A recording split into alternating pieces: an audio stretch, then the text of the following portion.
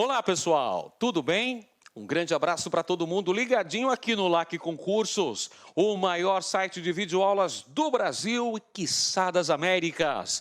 E para desespero da concorrência, galera, Edenilson Moraes está na área e se derrubar é pênalti. E a gente vem junto dando prosseguimento ao nosso projeto pedagógico, que visa qualificá-lo, que visa prepará-lo, deixá-lo competitivo para os mais variados certames pelo Brasil. E a gente continua falando sobre a história do Maranhão, galera. E hoje o nosso tema é balaiada. A gente vai apresentar nesta aula as caracterizações desse movimento, as causas principais e suas consequências. Lembrando que a balaiada foi um importante movimento político-social, uma das maiores rebeliões provinciais acontecidas no Brasil ao longo do século XIX, mais precisamente durante o período regencial. Mas calma, a gente vai apresentar toda a caracterização desse movimento, suas causas principais e os seus desdobramentos. Vamos que vamos. Mas para isso, pessoal, é preciso estudar com muita dedicação. Você precisa continuar focado. É foco, força e fé. Rumo à nossa aprovação, rumo à nossa vitória. Vamos que vamos. Pessoal, vamos apresentar inicialmente a definição da balaiada. Vamos lá. A balaiada foi um importante movimento político-social ocorrido nas províncias do Maranhão e Piauí, que apresentava um forte caráter popular e ocorreu, como dissemos, ao longo do período regencial brasileiro, de 1838 até 1841.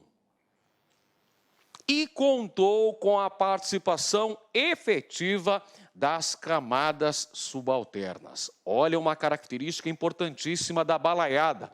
Anota aí no seu caderno que este é um bizu muito importante. A balaiada se constituiu num movimento essencialmente popular. Contou com efetiva participação das camadas subalternas da sociedade maranhense do século XIX. Muito bem, olha só o contexto histórico em que eclodiu a balaiada. Período regencial brasileiro. Professor, o que foi esse tal período regencial? Vamos lá explicar, pessoal.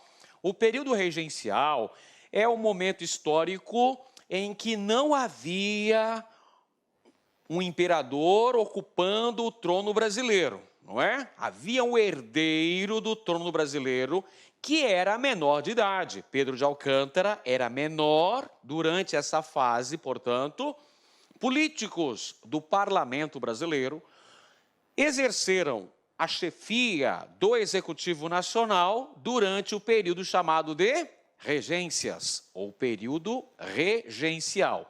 Vai de 1831, que é a data da abdicação do nosso primeiro imperador, Dom Pedro I, até 1840, quando aconteceu o golpe da maioridade, isto é, a antecipação da maioridade de Dom Pedro II, perfeito?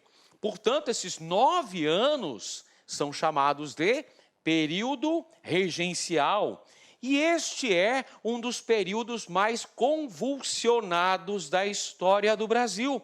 Momento em que houve muita agitação política, disputa entre os grupos dominantes que buscavam controlar o poder na esfera nacional. Além disso, esse período é marcado por muita crise econômica no Brasil, em razão da ausência de um produto que pudesse sustentar a nossa pauta de exportações.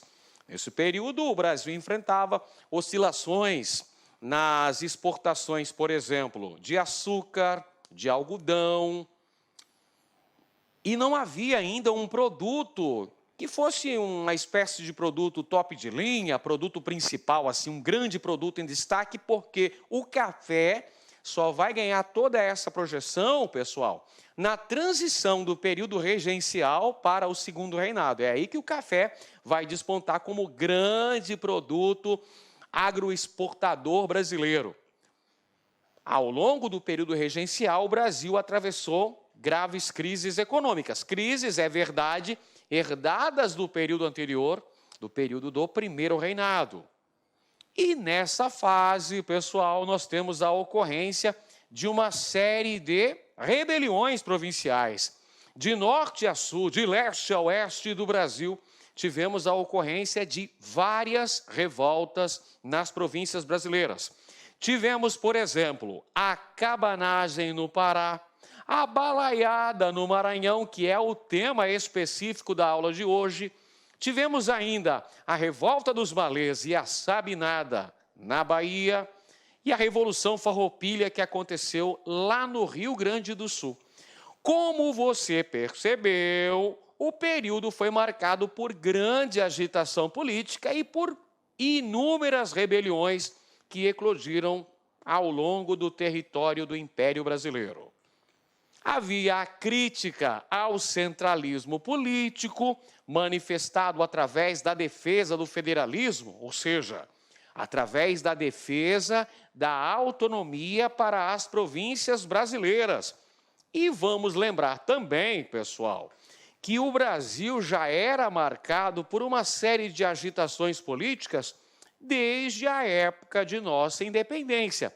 Vocês estão lembrados aí, por exemplo, de nossa aula anterior, quando nós falamos da adesão do Maranhão à independência brasileira, quando a gente falou também sobre a Batalha do Genipapo, nós comentamos que em várias províncias brasileiras tivemos inúmeras batalhas. Na Bahia, no Piauí, no Maranhão, no Grão-Pará, na Cisplatina. Então, essas agitações políticas já existiam desde a época do contexto histórico de nossa emancipação política, que foi lá no ano de 1822. No Maranhão, galera, no Maranhão não era diferente. No Maranhão também tínhamos uma série de conflitos que marcavam a própria exclusão política, a marginalização de setores sociais, a grande exploração dos trabalhadores, a escravidão que era vigente ainda no Brasil.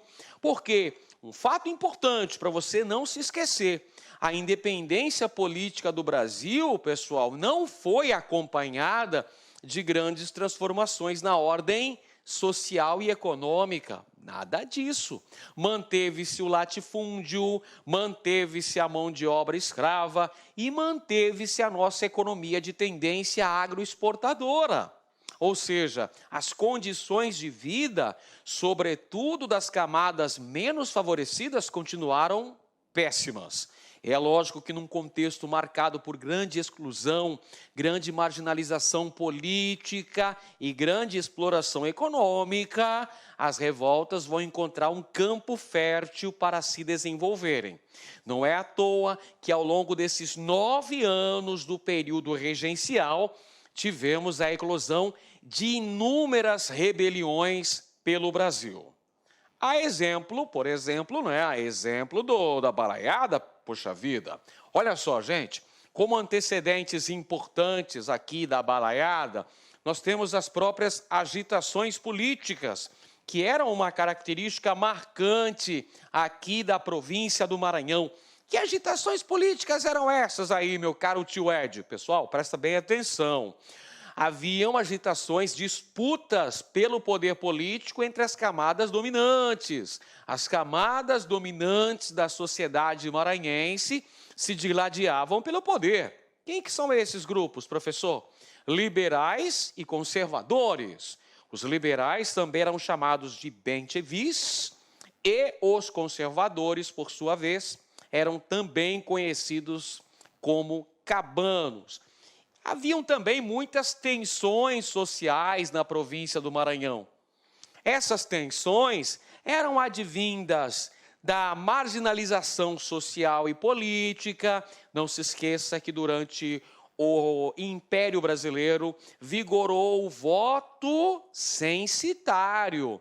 Ou seja, para ter direito à participação política, o cidadão precisava comprovar rendimentos para que ele pudesse votar. Evidentemente que isso excluía a maior parte da sociedade do direito de votar. Não podemos nos esquecer também que vigorava a escravatura. Os escravos não eram considerados cidadãos, não eram homens livres. Havia, então, grandes tensões sociais, predominava o latifúndio, não pode esquecer. A grande propriedade também predominava no Brasil. Então, a maioria da população estava excluída do direito à propriedade da terra. Havia a oposição ao poder exercido pelas elites fundiárias do Maranhão. Além disso, a oposição ao centralismo político. Que centralismo político é esse, professor? O chamado unitarismo. Porque no Brasil, durante o século XIX, travou-se uma verdadeira batalha, uma luta acerca do poder político, envolvendo aqueles que defendiam o chamado unitarismo, ou seja, a centralização política na sede do Império Brasileiro, a cidade do Rio de Janeiro, e haviam também aqueles que defendiam maior autonomia para as províncias, que eram chamados de federalistas. São esses federalistas os responsáveis pela eclosão de uma série de revoltas pelo Brasil durante o referido período das regências. Olha aí a luta pela autonomia provincial, pessoal, um combustível importantíssimo para a deflagração desses inúmeros movimentos. Olha a exclusão social, como eu já falei na aula de hoje, outro fator importante, outro antecedente muito importante, um fator agravante nesse processo, somando-se às latentes disputas políticas envolvendo os grupos dominantes. Lembra dos grupos dominantes? Os liberais, chamados de bem-vis, e os conservadores, chamados de cabanos. Lembrar também da pobreza. Lembrar da pobreza e da crise econômica que enfrenta o Maranhão nesse contexto com a diminuição dos índices de exportação de algodão. Vamos lá, vamos acompanhar direitinho aí, pessoal. Pobreza generalizada da maioria da população, excluída, marginalizada. E nós temos também um processo de crise econômica. Essa crise econômica é causada pela queda das exportações de algodão e também pela intromissão do governo central nessa política exportadora da província do Maranhão. Vamos agora falar sobre as causas principais que levaram à ocorrência da balaiada. Pessoal, um dos fatores mais importantes que vão contribuir para o início da balaiada é a chamada Lei dos Prefeitos, editada em 1838 pelo regente Uno Francisco de Araújo Lima, lá no Rio de Janeiro. O que foi essa Lei dos Prefeitos e como ela atingiu o Maranhão? Essa Lei dos Prefeitos determinava que o presidente de província teria a incumbência de indicar os prefeitos dos municípios. Perceba, o presidente da província, que era indicado pelo poder central, ou seja, diretamente do Rio de Janeiro, agora tinha também a primazia da nomeação dos prefeitos, os administradores dos municípios brasileiros. Era uma forma de controlar a esfera municipal. É claro que as elites locais não ficaram nem um pouco satisfeitas com a edição da Lei dos Prefeitos. Por quê? Porque a elite ficava praticamente alijada do governo desses municípios, que ficavam nas mãos de verdadeiros cupinchas dos presidentes de província, que colocavam pessoas de sua máxima confiança, evidentemente, para ocupar tais cargos. Por essa razão, nós vamos ter a eclosão. Essa é uma das causas importantes. Não é a única, professor, não é a única, mas é uma das principais causas que levam à ocorrência da balaiada. Outra causa importante é a crise econômica ligada à exportação de algodão da província do Maranhão. é outro fator importante, a decadência, o declínio da produção, da exportação de algodão. Temos também a exclusão política da maioria da população, é um período que vigorava o voto censitário, baseado nos rendimentos do indivíduo. Temos também um forte racismo vigente no seio da sociedade maranhense e uma exclusão social muito grande em relação a negros e pardos, em relação aos escravos, em relação aos livres pobres também. E temos a violência promovida pela Guarda Nacional. A Guarda Nacional, que foi uma instituição militar criada em 1831 pelo então ministro da Justiça, o padre Diogo Antônio Feijó, e essa Guarda Nacional ficava sob o comando dos coronéis. E quem eram esses coronéis? Eram os grandes proprietários de terra, os latifundiários, que comandavam essa milícia que foi criada justamente para combater as revoltas populares. A Guarda Nacional foi uma instituição militar criada com o objetivo de combater as revoltas populares. Temos a disputa pelo poder entre as elites econômicas maranhenses, a disputa entre bem-te-vis, os liberais, contra os cabanos, ou seja, os conservadores. Olha quanta causa importante nós temos aqui para a ocorrência da balaiada. A lei dos prefeitos, a crise econômica, a exclusão política da maioria da população, o racismo e exclusão social, a violência da Guarda Nacional, a truculência dessa milícia, a disputa pelo poder entre bem-te-vis e cabanos. Tudo isso contribui para que em 1838 ecloda a balaiada, a Guerra do Maranhão. Isso mesmo, senhoras e senhores, moças e rapazes, meninos e meninas. A balaiada se constituiu numa verdadeira guerra civil. É a Guerra do Maranhão. Vamos analisar aqui a composição social. Quais eram os setores que estavam envolvidos nesse importante movimento social e político ocorrido na província do Maranhão, no período que vai de 1838, portanto, dentro do período regencial, até 1841. Portanto, a balaiada só foi sufocada definitivamente já dentro do contexto histórico do Segundo Reinado. Mas a gente ainda vai falar sobre isso. Agora é a nossa vez de falar sobre a composição social da balaiada. Haviam negros, escravos, libertos e quilombolas que tomaram parte nesse movimento. Haviam também os livres pobres, como artesãos, vaqueiros, sertanejos. Haviam setores das camadas médias, profissionais liberais, tais como advogados, jornalistas, que também fizeram parte deste movimento. E entre as principais lideranças da balaiada estavam Manuel dos Anjos Balaio, trabalhador artesanal. Tínhamos também Raimundo Gomes, um vaqueiro do Maranhão, e o negro Cosme Bento, um líder quilombola.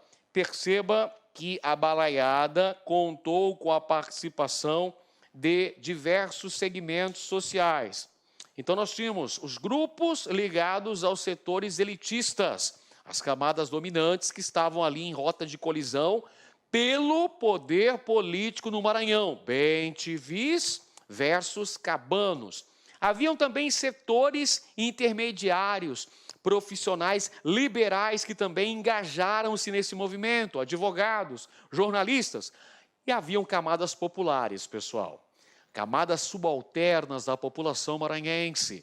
trabalhadores artesanais, vaqueiros, sertanejos, haviam também escravos, libertos, quilombolas. Toda essa galera vai participar desse importante movimento social ocorrido no século XIX no Maranhão, que vai receber o nome de Balaiada, numa referência a um de seus principais líderes, Manoel dos Anjos, o Balaio, que era um trabalhador artesanal, um fazedor de cestos de vime, os balaios. Daí o nome desse movimento, Balaiada, a Guerra do Maranhão. Bom, no início da Balaiada, que é 1838, tivemos a fase da ofensiva dos balaios. E qual era a estratégia utilizada pelos combatentes, pelos balaios aí para conseguir as suas vitórias militares? A estratégia que eles lançaram mão era a da guerrilha. Evidentemente que eles estavam menos municiados, vamos dizer assim, tinham um menor número de armas em relação ao exército oficial. Portanto, os rebeldes vão se valer de táticas de guerrilha e vão priorizar os pontos mais vulneráveis, os pontos fracos da defesa. E nessa tática importante, eles vão conseguir o controle da segunda mais importante vila maranhense, um importante centro econômico. A Vila de Caxias caiu nas mãos dos balaios. E aí, quando eles passaram a controlar a Vila de Caxias, passaram o poder para os liberais. Perceba aí que as camadas populares que participavam protagonizando a balaiada, elas vão se aliançar com os grupos liberais, os chamados bem-te-vis. Por exemplo, na Vila de Caxias, o poder é entregue para os bem-te-vis, para os liberais.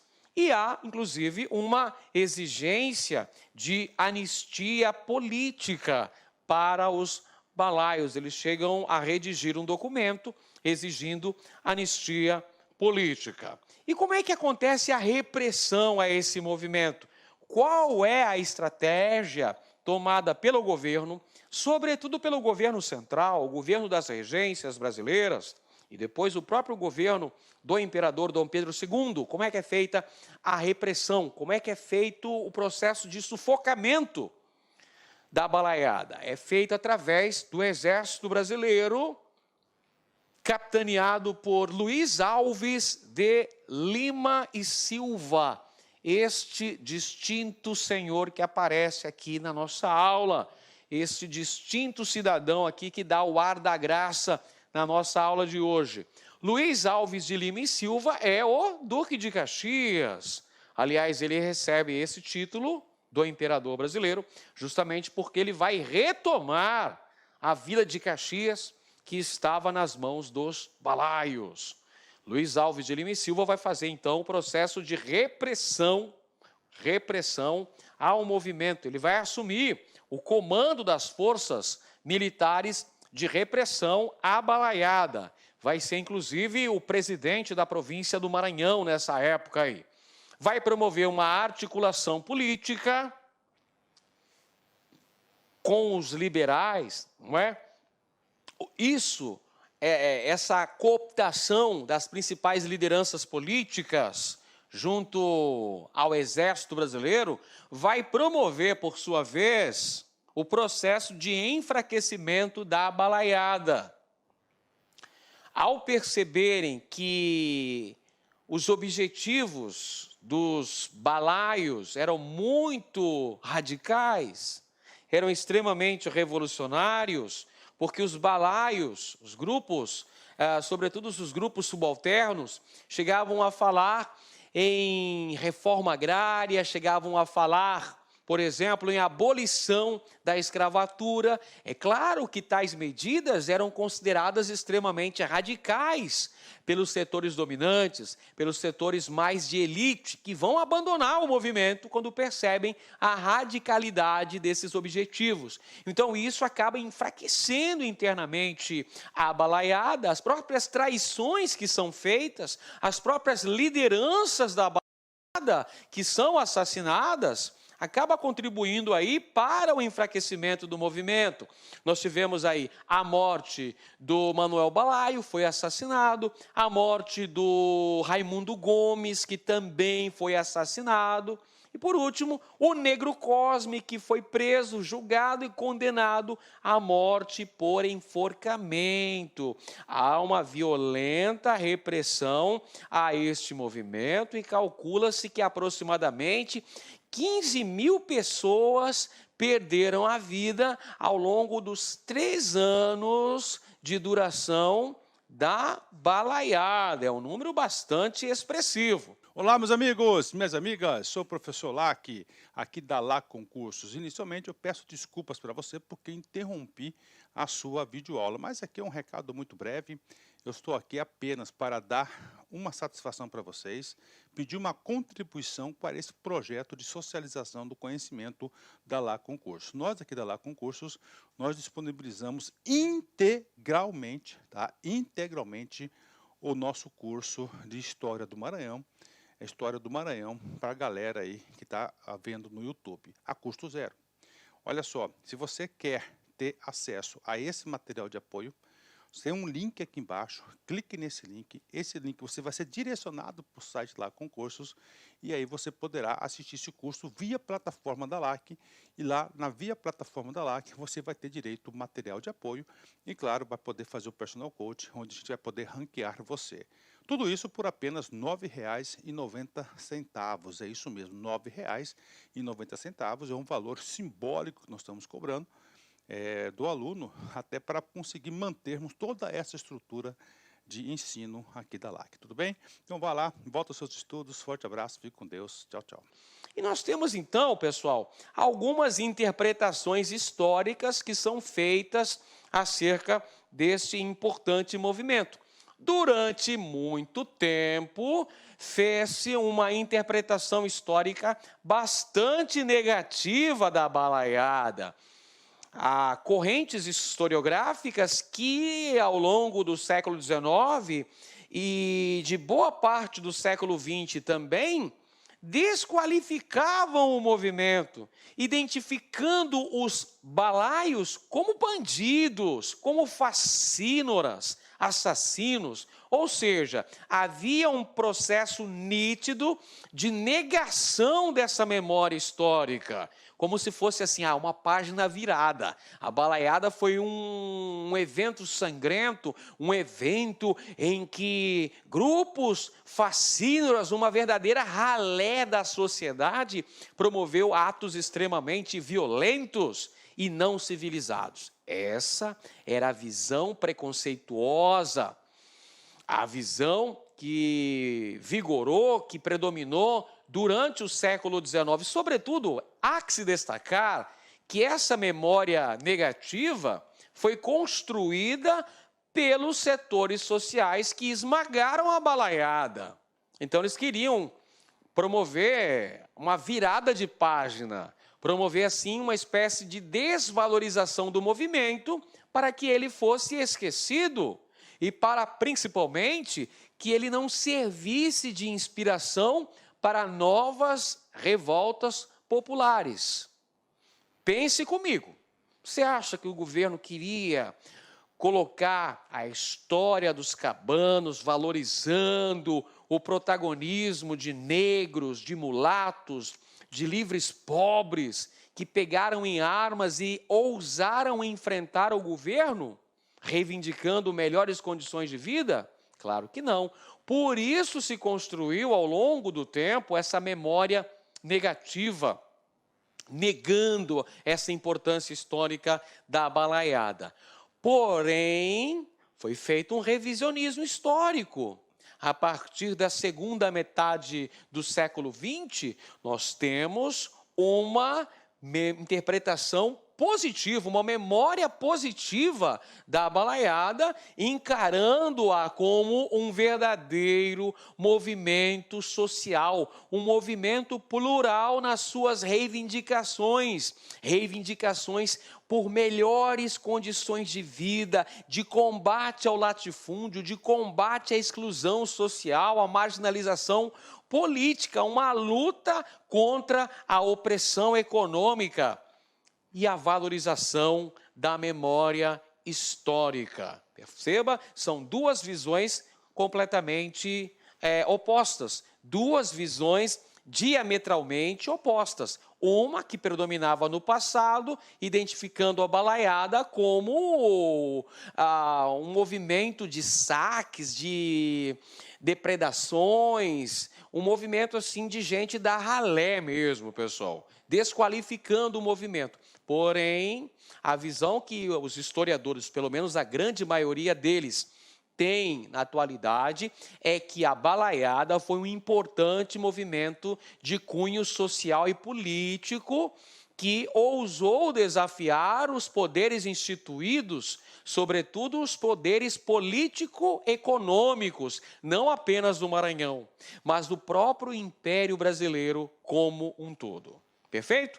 Vamos então agora, pessoal, para consolidar a nossa aprendizagem, vamos então realizar uma bateria de questões, evidentemente, para a gente ficar muito mais qualificado ainda. A gente verificou agora há pouco a teoria, as causas, a caracterização da balaiada. Falta agora a gente colocar esse conhecimento em prática, realizando uma série de questões de concursos anteriores. Vamos conferir este daqui. Durante o período regencial, 1831-1840, ocorreram revoltas nas províncias do Norte, Maranhão e Pará, e nas do Sul, Santa Catarina e Rio Grande do Sul. As alternativas a seguir relacionam as causas da balaiada, revolta que eclodiu no Maranhão em 1838, à exceção de uma, assinale. Então, olha só, pessoal, questão falando sobre as causas da eclosão da balaiada lá no ano de 1838. Portanto, as alternativas irão apresentar-nos causas, os fatores que levaram à ocorrência da balaiada. E apenas uma das alternativas não estará correta. É justamente esta que nós iremos assinalar. Vamos conferir então. Alternativa A. A disputa política entre grupos da elite provincial, opondo bem-te-vis, chamados de liberais, e cabanos, os conservadores. Essa afirmação está correta, pessoal. Então é certo, está certo. Muito bem. Vamos para a próxima aqui. Letra B. A luta por melhores condições de vida dos sertanejos, liderada pelo artesão Manuel Balaio. Correto. Um dos líderes populares da balaiada era o Manuel Balaio, que empresta nome para esse movimento, não é? O nome do movimento balaiada é uma referência a uma de suas lideranças populares, o trabalhador artesanal, o artesão Manuel Balaio. Letra C. A insurreição dos escravos, conduzida pelo temido quilombola Negro Cosme Bento, um dos líderes populares da balaiada também. Certo. Vamos aí para a letra D. O apoio dos liberais à radicalização popular da revolta, defendendo a abolição da escravidão. Errado, pessoal. Ao perceberem a radicalização do movimento, com propostas consideradas revolucionárias demais, os setores dominantes vão abandonar os balaios.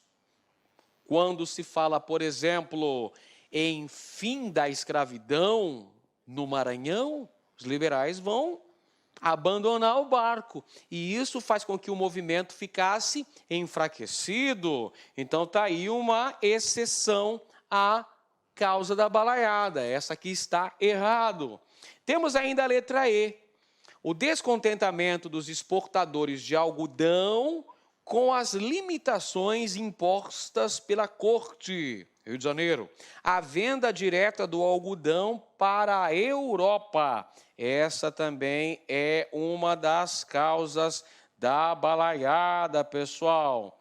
A diminuição das exportações de algodão para a Europa vai causar o descontentamento por parte da elite agrária maranhense. Próxima questão.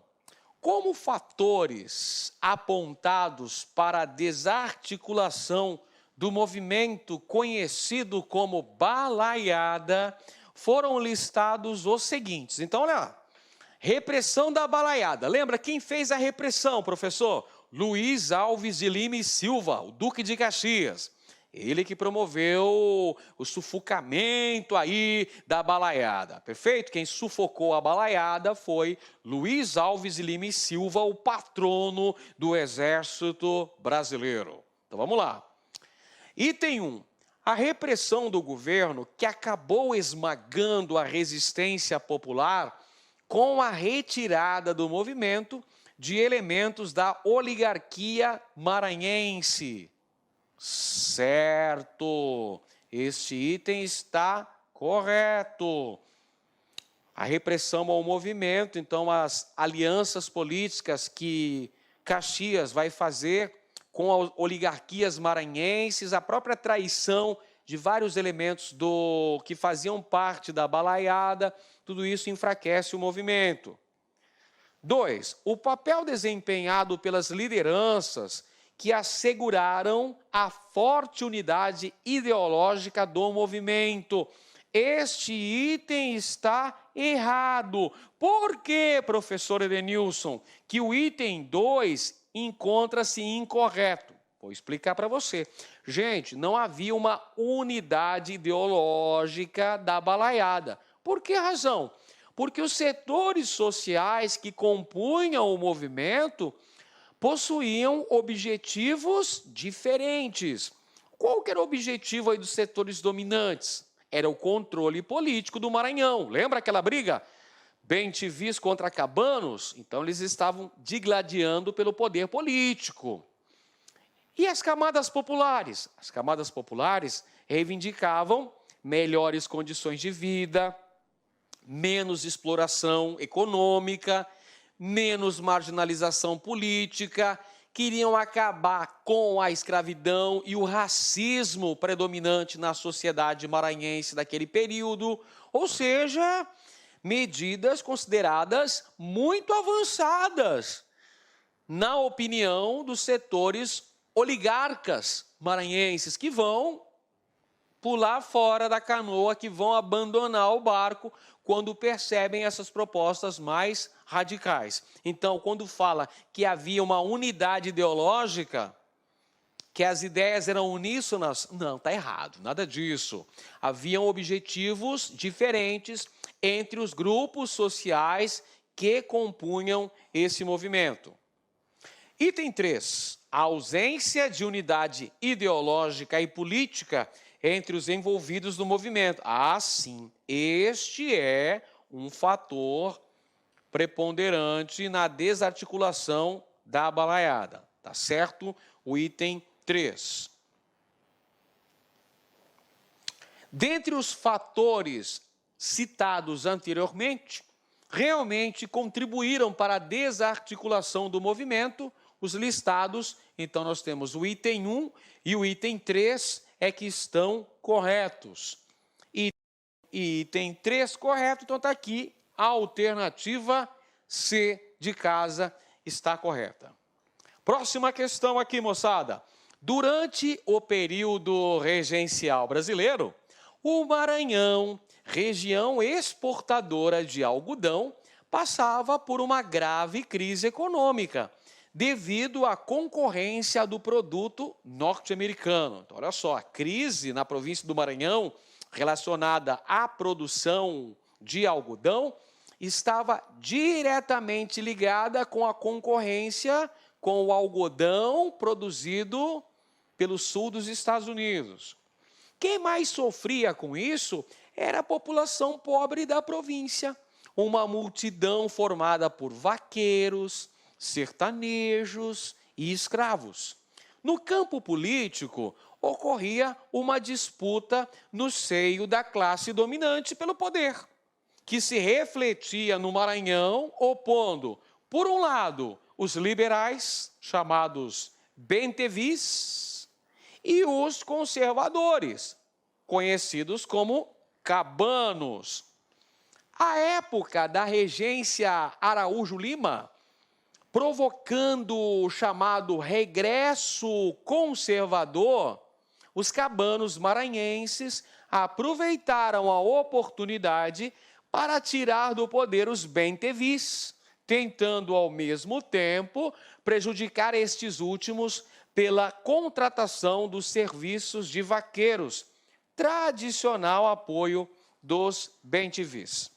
O texto acima retrata ficou muito fácil agora, né, pessoal? Foram apresentadas várias características do Maranhão ali das primeiras décadas do século XIX, quando ocorreu a balaiada. Então está aqui, ó, onde é que está a balaiada? A alternativa correta, letra C. Próxima questão, olha só, leia o poema a seguir. O balaio chegou, cadê branco? Não há mais branco, não há mais senhor. Era o que se ouvia quando os revoltosos tomaram a vila de Caxias em 1839. Esse movimento foi reprimido por um coronel do Exército Brasileiro chamado Luiz Alves de Lima e Silva, o futuro Duque de Caxias. Com relação a esse movimento, assinale a opção incorreta. Então, acerca da balaiada, vamos procurar, então, a alternativa incorreta. Vamos a elas. Alternativa A. A balaiada teve a sua origem imediata no confronto entre duas facções rivais do Maranhão, os cabanos, conservadores, que não devem ser confundidos com os cabanos do Pará, e os bentevis, que são os liberais maranhenses. Certa a resposta. Opa, aqui está correto. Essa alternativa está correta, mas estamos procurando a alternativa incorreta. Então, vamos continuar a nossa incessante busca. Alternativa B. A balaiada propriamente dita, chefiada pelo vaqueiro Raimundo Gomes e por Manuel dos Anjos, o balaio, era constituída por índios, negros e mestiços. Correto, pessoal. É por essa razão que a balaiada é considerada uma das rebeliões mais populares do Brasil durante o período regencial. Porque, olha só, nós tivemos várias revoltas eclodidas no Brasil ao longo do período das regências. Só para recordar. Cabanagem no Pará, rebelião popular. Balaiada no Maranhão, rebelião popular. Revolta dos malês na Bahia, rebelião de escravos. Sabinada na Bahia, classe média. Revolução Farroupilha, Guerra dos Farrapos no sul do Brasil, rebelião de elite, elite oligarca regional, lá no Rio Grande do Sul. Perfeito? Então, a balaiada foi um movimento de cunho popular. Não se esqueça disso, hein? Anota esse bizu importante. Uma revolta de característica essencialmente popular. Letra C. O Marechal Barão de Caxias. Olha só, Marechal Barão de Caxias. Que viagem, hein? Em 1º de março de 1841, assinou a Paz de Poncho Verde, dando fim à balaiada. esse item aqui, essa alternativa está errada, está incorreta, pessoal. Quando é que aconteceu o fim da balaiada? Foi em 1841. Foi o coronel, o Duque de Caxias aí, que colocou o fim a esse movimento, essa liderança do Exército, Luiz Alves de Lima e Silva. Esse tratado, esse acordo de Ponche Verde, que foi assinado em 1845, diz respeito a fim de uma outra rebelião provincial brasileira, a Revolução Farroupilha, Guerra dos Farrapos, que aconteceu lá nas províncias do Rio Grande do Sul e de Santa Catarina. Perfeito? Porque a balaiada teve fim em 1841. Alternativa D. O método empregado para desmoralizar o movimento foi o suborno dos rebeldes. Correto. Duque de Caxias conseguiu subornar vários integrantes da balaiada no sentido de enfraquecer o movimento e desmoralizá-lo. E letra E, com a nomeação de Luiz Alves de Lima e Silva como presidente da província do Maranhão, a balaiada foi finalmente dominada no ano de 1841.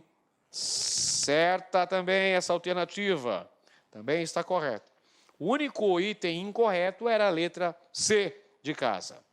Próxima questão, vamos lá. A respeito do movimento da balaiada, assinale a opção incorreta. Vamos a elas. Alternativa A.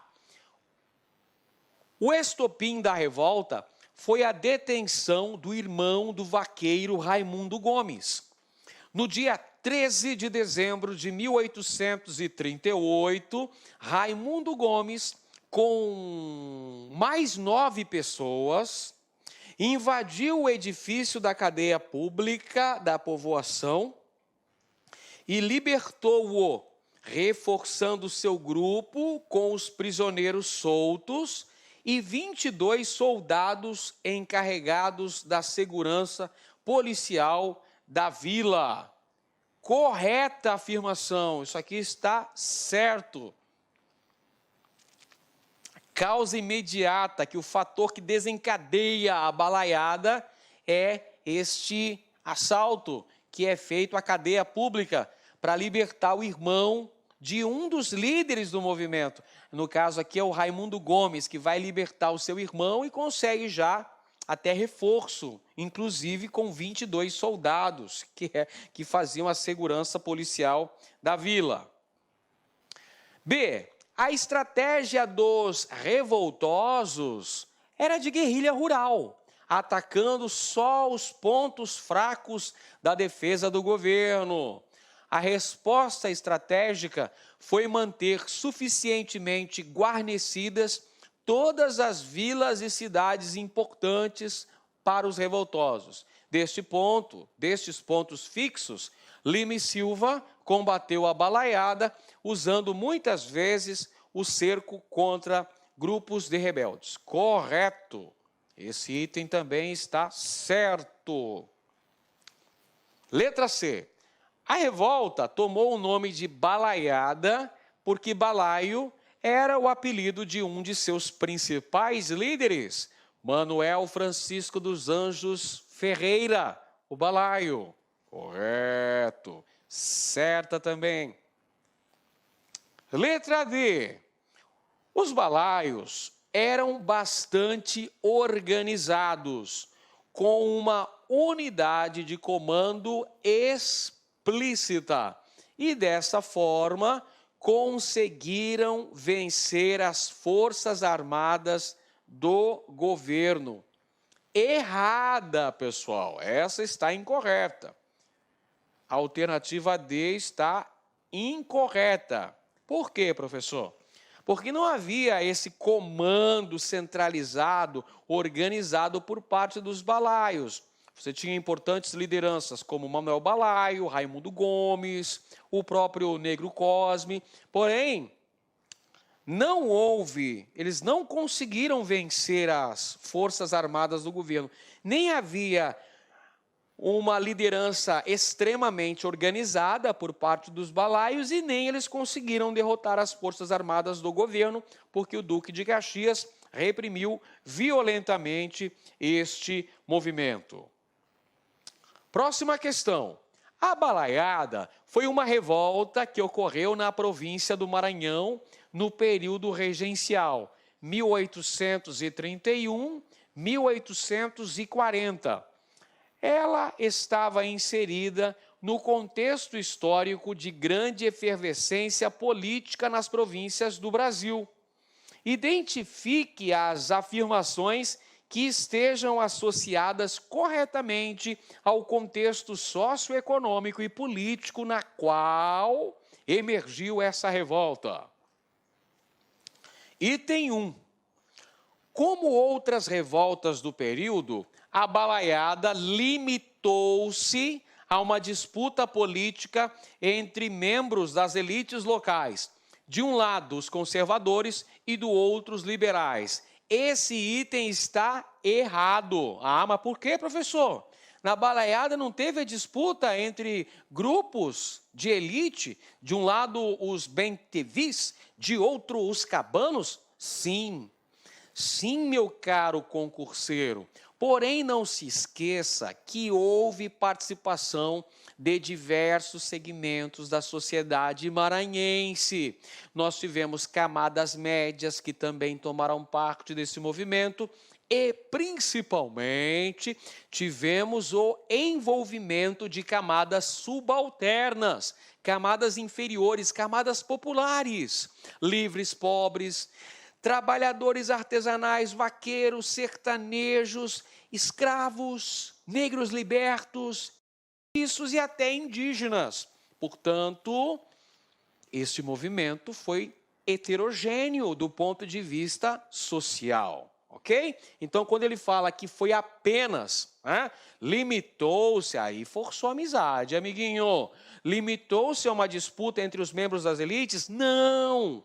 Contou com o protagonismo de diversas camadas populares da sociedade maranhense. Item 2. As divergências políticas entre líderes e a falta de unidade entre os rebeldes acarretaram o declínio do movimento, facilitando sua derrota pelas tropas do governo. Correto. Aqui falou tudinho o que aconteceu, pessoal.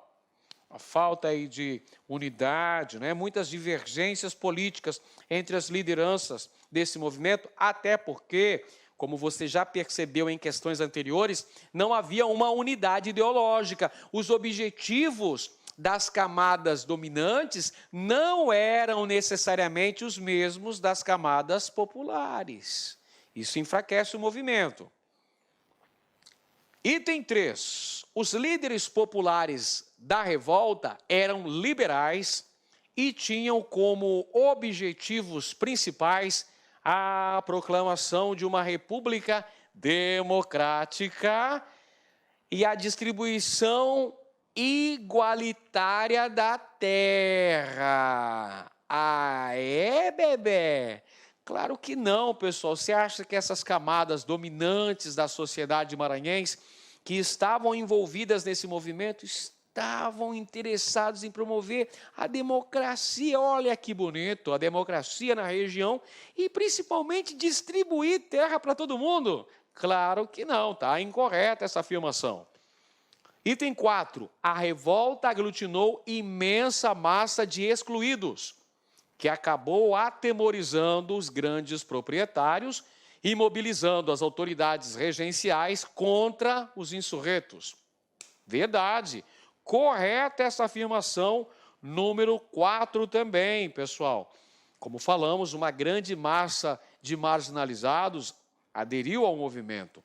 Negros libertos, escravos, quilombolas, indígenas, sertanejos, artesãos, vaqueiros, toda essa galera pegou em armas, reivindicando melhores condições de vida. E isso, claro, atemorizou as elites maranhenses e fez com que o governo central reprimisse violentamente o movimento. Você tem lá cerca de 15 mil pessoas que morreram como saldo da Guerra do Maranhão. Isso mesmo, a balaiada foi uma verdadeira guerra civil.